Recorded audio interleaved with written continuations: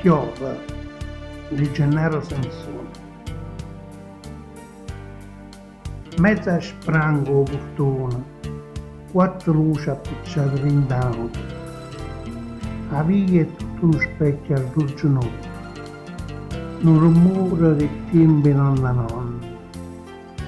Manca una voce, si sente rindovicola, solo un passi fermi, lontano. Pare che sta dormendo tutto il mondo, perché piove più forte, piove più fumo.